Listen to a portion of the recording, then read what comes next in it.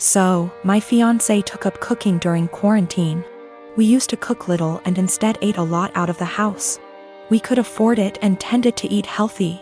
Of course, we can both cook, but given our busy schedule, it was easier to eat out. Also, to be honest, I don't really like cooking and consider it a chore to be avoided. I love food, but there are other things that I would rather do in my own time. Due to quarantine, my fiancé has decided to cook more and has found that she enjoys it a lot. This is great. I am happy for her that she has discovered something new that brings her joy. Turns out she's pretty good at it too, and she cares about learning new skills, etc., so I benefited too. I still don't really like cooking myself, as I said, so in exchange for her putting all that effort into cooking, I help her out by paying for takeout in the evenings when she doesn't feel like cooking, and also I do everything else, wash the dishes, clean the table, etc. on the days she cooks. To the best of my knowledge, she agreed that this was an appropriate compromise, and of course, if she felt it was unfair, I would be happy to fill the gap in other ways. But she seemed to enjoy it. As her culinary experiments expanded into baking and became more complex overall, she began to involve me in cooking. I would go into the kitchen to have a drink and check it out, and she would say, "Oh, could you help me chop this while I fry this?" Or something like that. I cut carrots for her or something like that, chatted with her about food, and then went back to my business. I didn't mind it at all. But gradually I became her sous chef, especially when she wants to cook food together. Keep in mind that her culinary experiments are complex and sometimes take 2 or more hours. So my whole evening goes into these culinary endeavors, and it happens several times a week. On top of that, she tends to boss me around in the kitchen and can be a little rude. As you can probably guess, we got into a fight over this. I told her that I don't like her attitude in the kitchen when I help, and I don't like to cook in general. I would feel better helping her if she wasn't so rude to me. But honestly, I don't want to spend 8+ hours every week cooking. It's not my hobby, it's hers. If she wanted me to take part in cooking, I bought everything or cooked something simple. She was very upset. She said it was unfair, that I was enjoying the fruits of her labor but not doing my part. And that cooking took 2 hours and dishwashing / cleaning only half an hour. I told her that it was her decision to cook very complex dishes and that I would be happy if she made a simple pizza or roast. After a certain point, the sophistication of her dishes moves into hobby territory. And I resent being made to feel like a bad partner because I don't want to spend a few evenings on her hobby. We haven't really worked it out. I actually bought / cooked my own food a few times so I didn't enjoy the fruits of her labor. But that seemed to upset her even more, and our refrigerator started to fill up with more leftover food than she could eat herself. Another time I helped her but told her I had to go on video chat at 8 p.m. and she got upset when I actually stopped helping, and left even though I told her beforehand. I'm afraid I told her somewhat caustically that I was not her sous chef to command the kitchen. I tried to discuss it with her again when we felt calmer. I told her that I liked that she found a new hobby. But it's her hobby and I can't help it and don't want to feel obligated to do it. She countered that it was not feminist of me to put the cooking on her and benefit from it without helping her. The feminist connection doesn't make much sense to me because neither of us used to cook much. And she decided to take up cooking herself, but of course I didn't tell her that. I told her that if she wanted to discuss the division of labor in our household, we could do so and come up with something new that reflected the fact that she now cooks more. We tried to do this, but she wanted to count all the time she spends cooking as time around the house. So, according to her ideal distribution of housework, she spends over 10 hours cooking just dinner each week, which somehow leaves me with almost all other chores around the house. I told her I didn't like it because cooking complicated meals is a hobby. It's not fair to say that 6 / 10 hours of her housework is actually her hobby, and I have to do the equivalent amount of real housework, if that makes sense. So we are in a bit of an impasse. Am I really a bad feminist? I don't think I'm wrong. I'm very familiar with emotional labor, mental stress, and all that, but I may be wrong. I love this woman and obviously want to marry her. But we are usually good at making logical decisions, and this is the first time we have had such a disagreement. I don't know how to get her to understand the line between cooking as a necessary activity and cooking as a hobby. P.S. The fiancé has taken up cooking gourmet meals as a hobby. But now it becomes my responsibility to help out and do more housework that I don't think I should. He's a fashion photographer, meaning he works alongside many beautiful women in his profession. Stylists, hair and makeup artists, and of course, models. This is actually how we met. I modeled my way through college and he photographed me, after which we became friends and eventually started dating. We have been together now for almost 3 years. I've since stopped modeling, but he is still a photographer. Never once in our relationship has he given me any reason to question his fidelity. With the exception of me, he has never dated or even befriended any of the models he has photographed. That was, until Rachel came into the picture. I've met Rachel. She seems like a fun chick, the type of girl who draws a lot of positive attention just by entering a room. She's beautiful, but her personality really shines through. She makes you feel like you're her best friend when you're talking to her. A very cool person through and through. That said, I'm not the only one who feels this way. My boyfriend also adores Rachel. The first time he photographed her, he stayed late at the studio and discussed ideas for their next shoot for nearly 3 hours. He was actually late for a night out with me because of it. But he's always had terrible time management, so I didn't think anything of it. The lateness has now become a steady, recurring factor in their shoots together. They hang out long after the stylists and makeup artists leave the studio.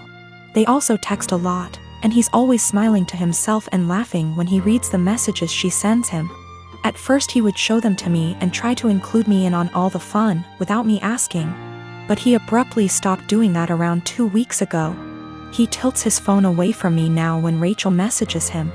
I'm not the jealous type, but if my BF had a history of doing this with the other models, I'd let it slide. The fact that he is only like this with Rachel, and me, I suppose, makes me wary of what might have transpired between them. Rachel herself has stopped talking to me. We used to communicate and have an easy, casual friendship via IG and Snapchat, but she pretty much ignores me now. Guilty conscience? I don't know. The real kicker is, my boyfriend now has a photo of Rachel as the wallpaper on his phone. He's apparently proud of the concept and the editing, and claims it has nothing to do with Rachel herself. Which is totally believable, but doesn't sit right with me. I told him that and he told me I was being irrational. Rachel is single, by the way. She and her BF broke up around 3 weeks ago. I really don't want to fall into the jealous GF trope, but what else am I to think? I don't want to make crazy demands and accuse my BF of cheating on me. Even emotionally, but he really does seem to be fond of this girl in a way that really hurts me. He has other female friends and he doesn't act that way with them. He's capable of being friendly with a girl without flirting or acting suspicious, but with Rachel it's different. He has slowly become very attached to her and I feel like I'm losing him. I have expressed this to him a couple of times, but he always tells me I have nothing to worry about and that he and Rachel are just kindred when it comes to photography. The long nights, constant texting, and phone wallpaper mean nothing. Oh, by the way, she's practically naked in the photo and it wasn't taken for any sort of publication, just for fun. Am I being irrational? Unreasonable? How would you feel in this situation? What would you do? Update. My photographer boyfriend has been growing very close to one of his models, and acting dismissive of my concerns regarding their work relationship. He has a practically naked photo of her as his phone wallpaper. WTF am I supposed to think? He and I are meeting for lunch in an hour.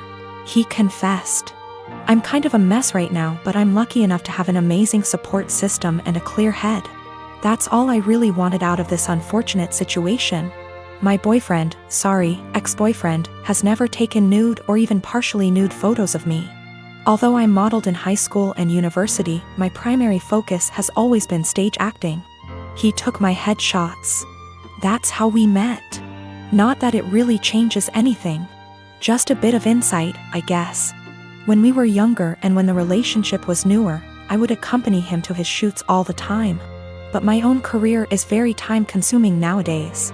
I know of multiple model/photographer relationships where they accompany each other to every shoot.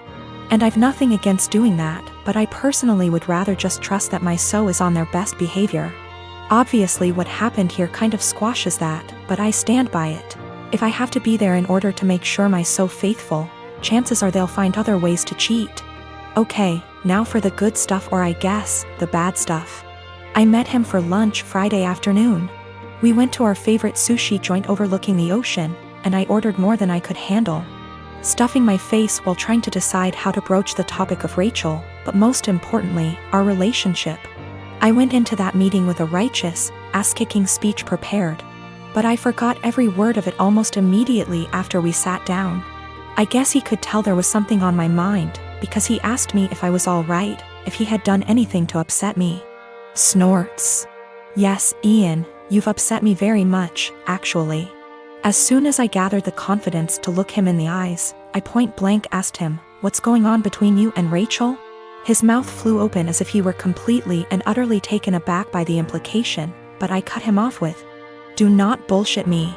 I tried my best not to let anger get the best of me. I really did. I wanted to stay cool, calm, and collected like so many women on this sub. You know the ones.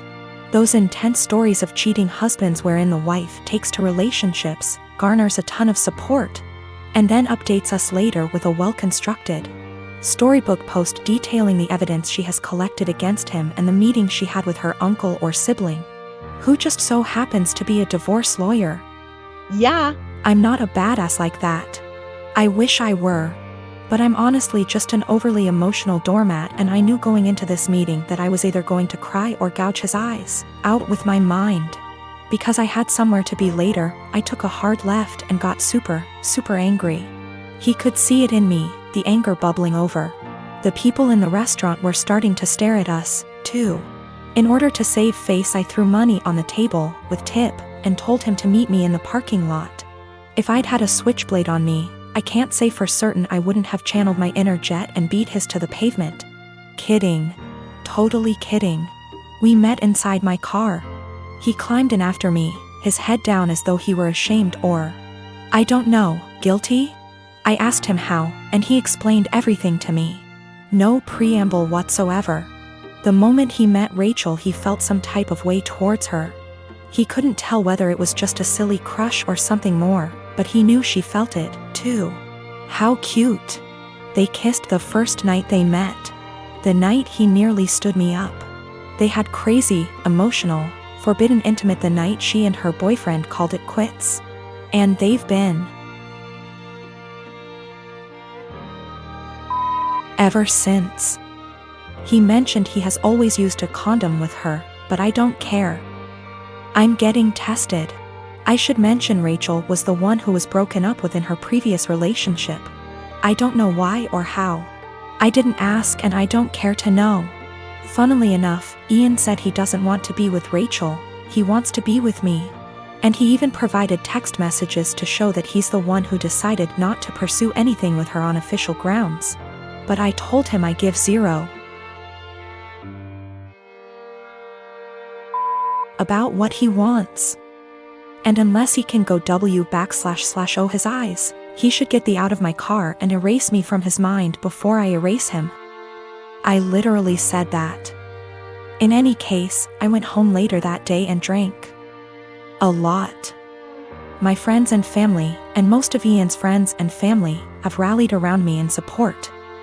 I guess he told his mother we broke up and how it happened, because she called me this morning and said she's disgusted with her son and that if I need anything at all, she's always there for me.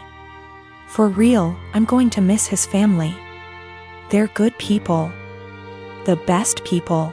This is my first adult breakup, by the way. The type of breakup where you're required not only to break up with your so but with their family and friends, as well. These people you've spent so much time getting to know and growing to love, are suddenly not in your life anymore, and it's, well, it's kind of daunting, really. Daunting and sad and infuriating all at the same time. So, that's the conclusion to this story. That's what happened. P.S. He admitted to cheating with Rachel and then I dumped his. So far, his mother, his teenaged stepbrother, and 2 male friends of his, have reached out to me saying how disgusted, ashamed and embarrassed they are on his behalf. On top of 3 mutual friends. It hasn't been 2 days yet. I am a 30-years-old male, and I got married 2 weeks ago. I was married before, but it ended after I found out that my older brother Thomas, 34 years old, got involved with my first wife. It was devastating because we were close and had a great relationship. I also helped him so much while he was struggling, and seeing how he repaid me hurts to this very day. I stopped talking to him, and Mom and Dad forced me to keep it a secret, and because I was too weak to argue with them, I just kept my own distance. Then I met my now wife. My family loved and embraced her as their own. Mom and Dad treat her like a queen, which helped repair and solidified my relationship with them. However, as the wedding was approaching, they told me they expected me to invite Thomas. I of course refused, but they kept guilting me about what the relatives and other guests would think and say when they don't see Thomas there. I fought with them about it till the day of the wedding. Turned out they'd invited him behind my back, but I found out and stopped them in time. They came to the wedding looking pissed, asking what we were going to tell people when they ask about Thomas. I told them I'd take care of it. And what I did was take a moment while everyone was paying attention, grabbed the mic and flat out announced this and said, "The reason I didn't invite Thomas to my wedding is because I was worried he'd steal my now wife just like he stole the first one." I said it playfully to not make it sound so tense, but most of the guests looked shocked and started mumbling. Then it went awkwardly quiet for a moment. Then we moved on, but I saw Mom and Dad walk out while looking at me grudgingly. Later they started lashing out about how I just exposed Thomas and caused him to be shunned by the family in the most hideous of ways. I told them that I already said I didn't want him there, yet they tried to push him on me repeatedly, saying, "What are people going to say?" So I told them the reason why he wasn't there in a playful way, but they, the guests, still got the message. Mom started yelling about how everyone will now look down on and shun Thomas. She called me pathetic and cruel for still punishing him and gradually ruining his life despite him apologizing and trying to reconcile. But in my opinion, some things are just unforgivable. We've been on horrible terms since then. My wife said at least now they're off my back about what people would say about not inviting him. My cousin Amy has twins and has a nasty habit of dumping them onto relatives to babysit for the entire day without any warning or regard for their time.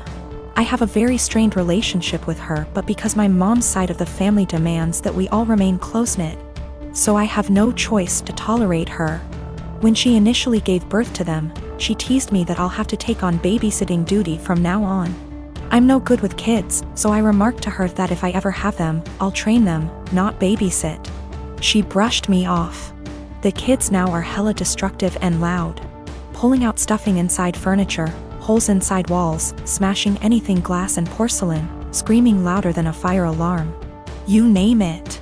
When it was my first turn to deal with them, I immediately walked with them to the store and grabbed the biggest bag of M&Ms I could find and trained them so that every time they follow my orders and behave, they get one. If they misbehave, I get one.